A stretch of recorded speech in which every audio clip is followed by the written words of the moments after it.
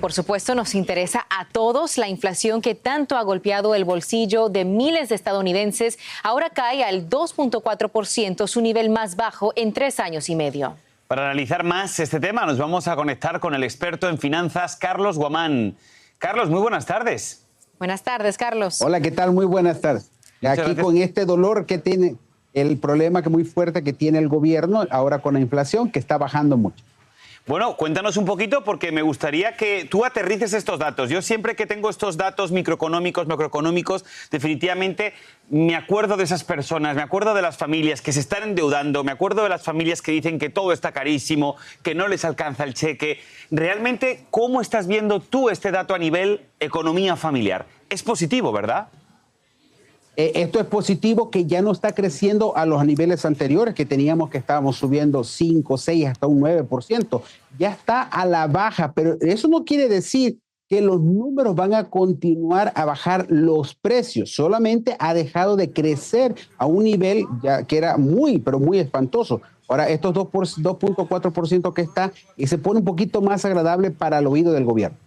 Hay algo muy interesante que se dio a conocer en USA Today, una investigación de Bank of America Institute que encontró que no solamente son las personas de clase media baja las que están sufriendo por este impacto, sino también esa clase media alta con ingresos mucho más elevados que también reportan estar viviendo de cheque en cheque. ¿Por qué?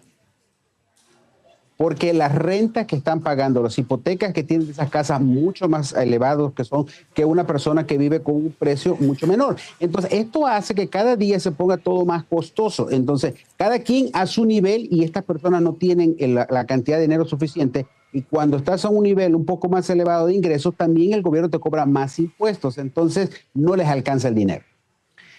Me gustaría preguntarle algo, señor Guamán, porque definitivamente creo que la economía es uno de los principales motores que está haciendo que la gente tome su decisión en el voto. El candidato Trump, cada vez que empieza un discurso, lo hace cada vez, bueno, no siempre, ¿no? Yo le escuché ayer en un discurso, comenzó así, pero es una frase recurrente en él. Dice siempre: hace 4 años, ¿cómo estaban ustedes? Si estaban mejor, voten por mí. Si estaban peor, voten por Kamala. Mi pregunta para usted ¿es una pregunta justa de hacerle al electorado para que tomen su decisión teniendo en cuenta cómo estaban hace 4 años? Es decir, las condiciones económicas eran las mismas como para poder juzgar quién lleva mejor la economía, si uno u otro.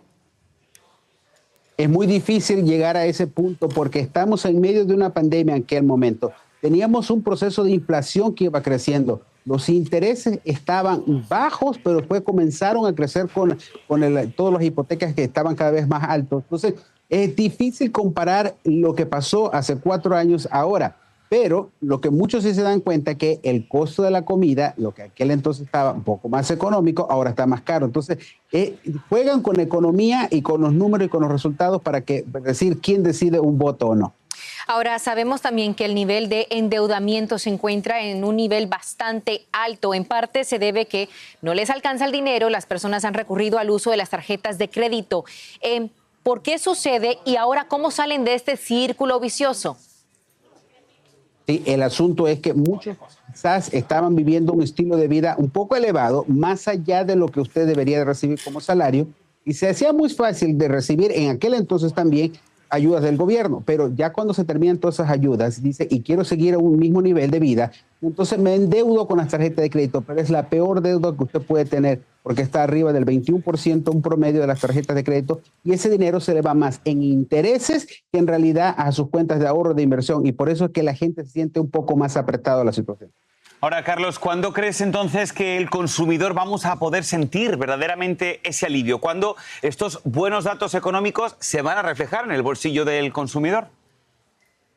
Es que ahí es donde el dólar tiene que tener un poco mayor de fuerza para poder salir adelante y tener un mejor resultado de lo que tú puedas comprar. Porque ahorita el consumidor no tiene esa confianza que lo tenía anteriormente. En eso sí, por ese lado, el candidato Trump puede decir que la confianza del consumidor es muy diferente hace 4 años atrás. Entonces, por nuestro lado tenemos que tratar de mejorar nuestra economía interna, tratar de no endeudarnos y gastar menos para que estos resultados económicos tengan un sentido en tu hogar, no solamente en la economía del país.